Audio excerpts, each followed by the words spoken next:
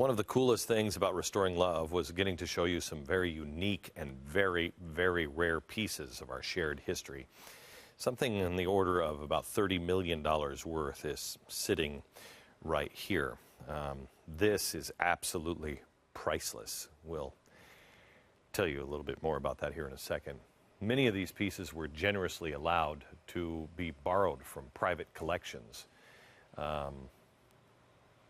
If you didn't make it here, I know you were busy holding your own bake sales, making sure your friends were registered to vote, and you couldn't make it here, but I hope that you saw the show on Saturday on GBTV. If you haven't, you should watch it. These amazing, amazing items. I want to take one more minute here and show you what we found. Each of these items, to me, represents a signpost along our path of our country's history. And I want to start here. This is a painting that nobody even knew existed up until recently. This is the first attempt at this. This is a 90% copy of the prayer at Valley Forge. Even the copy, they just don't make copies like this.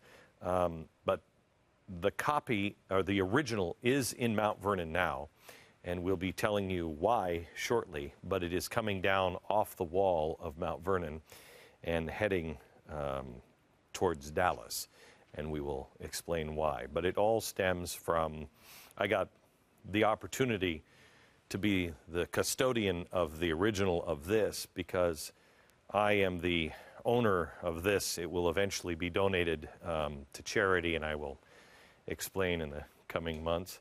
But this, my wife and I purchased. We were offered this color study. I personally like this one better than this one because this one was unfinished. As I said in the stadium, and I just wanted you to be able to look up close at them, Arnold Freeberg wanted to change the snow here. He didn't like the way the snow was. And he added, if you'll see, there's none of these little trees here in the woods here. This tree doesn't exist. He went in and spent time in Valley Forge to make sure that the trees were exactly what the trees would be like. But he didn't like the snow because it would have been more dirty, and you can see the difference. This is much more blue and white than this is here. Nobody would allow him to change this, so he changed this one long after he painted and finished. This is going to be the basis of something that we will be kicking off in 2014 that I think you're going to find absolutely amazing. We are going to announce, hopefully next summer, what we're going to be doing in 2014. But I am going to make sure that these things are not just not lost. I'm going to make sure that we reteach American history. And the people who own some of these items are no different than you. They love this country, and they want the guy who owns this desk. When his curator, this is not insured. It can't be insured. There's no price you could put on this. And his curator said, no, you can't have it. And he wrote me, the actual owner, he and his wife wrote me and said, Glenn, there is no value on what you are going to do with this. It's worth more to us for you to use it and teach people than it was of what we ever paid for it. And I can't imagine what they paid for it. These are real patriots, and they want people to understand American history. This, I think I told you about before. This is something that I would not put on my head when I first saw it. I just couldn't bring myself to it. But the guy who owns this said, Glenn, you have to. History doesn't belong under glass. Here, can you play the little soundbite of it? Where do you have it? Do you know what this is? Whose helmet? Eisenhower's helmet. This is the helmet that Eisenhower wore on D-Day.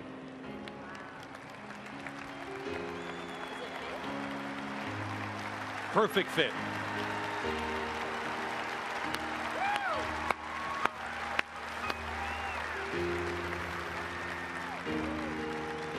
Luxurious, isn't it?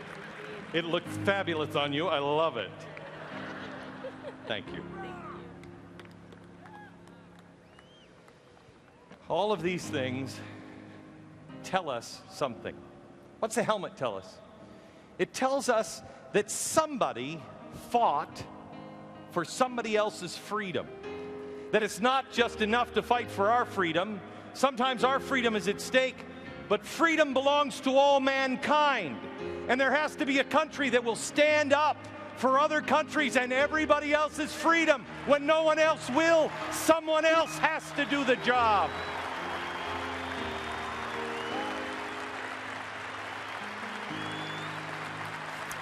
All these things teach us something, but I want to show you something that Brad, who's on our staff, he's our prop guy. What actually would you call yourself? You're not a prop guy. Soon-to-be prop guy. Soon-to-be genius prop guy. He was taking photographs of this today, and he noticed something on the brim, and we're going to have our researchers look into this now. I don't know if will television pick this up? Can you zoom in tighter than this? Can anybody zoom in tighter? Can you see that? It's like in pencil. Does it appear to be pencil to you, Brad? It's in pencil, but it is the Star of David. Now we're trying to find out what is that? Who put that there? What was the meaning of this to Eisenhower? Wouldn't that be amazing if that was something really, I mean, it's not by happenstance, it's just like, hey, there's a Star of David on the hat. Oh, well, we'll wear it anyway. There's something to that. We showed you this Declaration of Independence. They did an acid etching of the Declaration of Independence. This one is really vibrant. If you go to Washington, it's barely there. And you can actually see, if you pull in, I don't know if you can pull in close enough. Can you pull in close enough? Yeah, see? Can you see, I don't know if it translates on television, there's almost a shadow of it. See where it says Congress? The fading part is what it looks like in Washington, D.C. from the National Archives. And the reason why is because of this copy.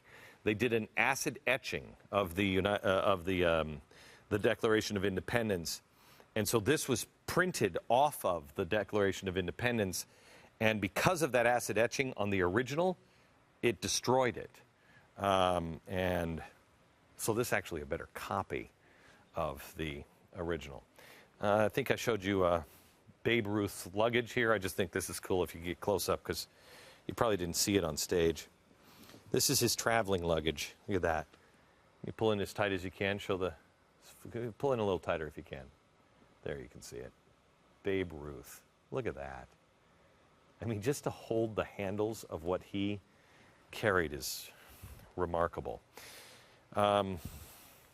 This log is from Gettysburg, and I don't know if it picked up on camera during the show, but this, you'll see this actually moves. This cannonball here, this moves, but this does not. And if you look at it, I mean, the tree tried to heal itself, which to me is just incredible.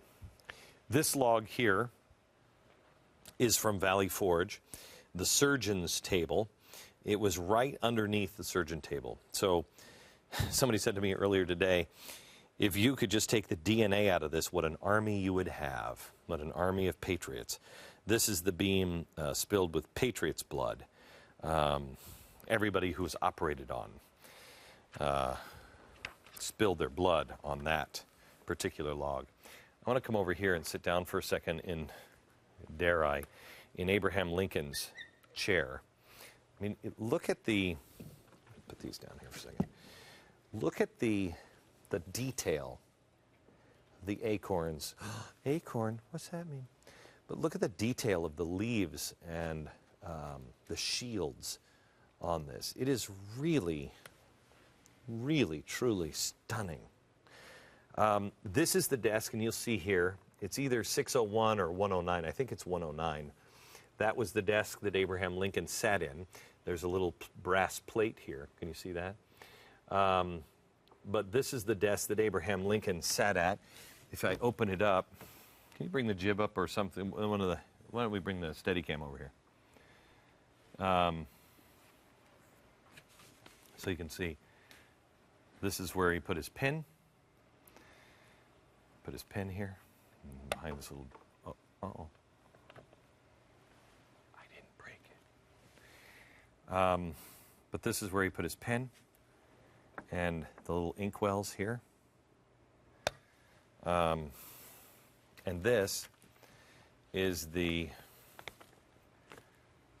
piece of paper that he wrote and was trying to explain slavery. And I love this. If A can prove, however conclusively, that he may of right enslave B, then why B should not snatch the same argument and claim equally that he may enslave A? You say A is white and B is black. It is color then, the lighter having the right to enslave the darker. Take care. By that you may be a slave to the first man you see with a fairer skin than your own. He then says about intellect, but what I didn't read on stage, but say you, the question of, maybe the right reason why I didn't read it is because maybe question of interest. If you can make your interest, you have the right to enslave another. Very well. Then he can make it his interest, and he have the right to enslave you. This was written in the 1850s, long before, when he was sitting at this desk. Strangely, the other piece I want to show you at the Lincoln desk is this. John, could you just take this for me? This is the John Wilkes Booth. This is a crazy man's writing. Crazy man. And you can see it. Look at this. All crazily scratched out. And I love this. It says, gentlemen, allow me a few words. And there's page 11, 12, 13. He just goes on. And I love this. Halfway through, he says, I've said enough. Yeah. And then he goes on for page after page. But I want to give you what he says in this. Can you put up on the screen what he said in this? Because I think this is amazing, because this is really the difference between the 912ers. He says in this writing, for God be my witness, I love peace, but there is a time when men should act for themselves. It is a time for us to throw off all gentler feelings of our nature and summon resolution, pride, justice, and revenge. That's crazy. That's Occupy Wall Street nuts. Two more things, and then that's it, isn't it? Yeah, two more things, and then we'll let you move on to other greener pastures. This is the Honus Wagner. I don't know if you could see it close up. Bring the camera. There it is. This is the Honus Wagner card. Now, this one is in, like, I don't know, I think there's 8 gradings of cards or something, and this is not in the best of shape. And I think this one was $2-point-something million. Play the soundbite of this is the point that I said the Honus Wagner card made. Back in the day, everybody smoked or chewed tobacco, but not Honus Wagner. He didn't. He wouldn't smoke. What gives this card the great value is not what's on the front. Instead, what's on the back. It's an advertisement for sweet Caporal cigarettes, the standard for years. Right on his card, right underneath his name and picture. His name, Honus Wagner. He was a good Christian man who said, I don't smoke. Now imagine being in his shoes. Imagine his pride when he got the baseball card and went, wow, that's me. Oh my goodness, that's me. Imagine when he said, "You have to pull all these cards off." Imagine how much trouble it caused him to stand for something. He didn't want his name next to something that he opposed. The point of this is that we have to learn from history. History really, truly screams at us. Right now, history is probably saying, get off of the Lincoln chair and desk. But I'm going to try to avoid that. Maybe that's just my head saying that. It screams at us, and it teaches us something. That Honus Wagner card teaches us, stand for something. You may not see the value even in your own lifetime, but it is of value to stand for what you believe in. And this, I think, is the most important and the most tragic. This is more tragic even, I think, than the John Wilkes Booth, because this was unavoidable. You can't stop madmen, but this is not madman stuff. This actually, and I didn't say this in the event on Saturday because I just didn't, but I want to read the whole letter to you, and then I want to tell you the story behind it. Ronald Reagan, this is March 2nd, 1991, and he and Patty are estranged. And he writes in his own hand, "Dear Patty, it was good to hear from you. As the song goes, the days dwindle down to a precious few. In view of my recent birthday, I find that song appropriate. Patty, I think a talk between us is the answer to some of our differences.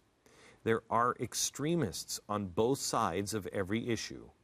Reasonable people should look into both sides and see if every charge or countercharge is justified by the facts. Even if there are differences, does this justify a family separation? We can disagree on things without abandoning our family relationship. I remember the little girl who sat on my lap and asked me to marry her. Love, Dad." I think this is the most beautiful card I've ever read. I think everybody in America can relate to this because we all have families like this, but we also have a whole country like this. Patty, and I don't know if she even regrets it now, but Patty sold this letter for drug money. And she never saw her father. Share this with your neighbors who might disagree with you and say, look, reasonable people can, and there are extremists on both sides, but we're not. That's not who we are. And we are a family as a nation. And we have to come together on the things that do unite us. Let's not let our story end the way this story did. Back in a minute.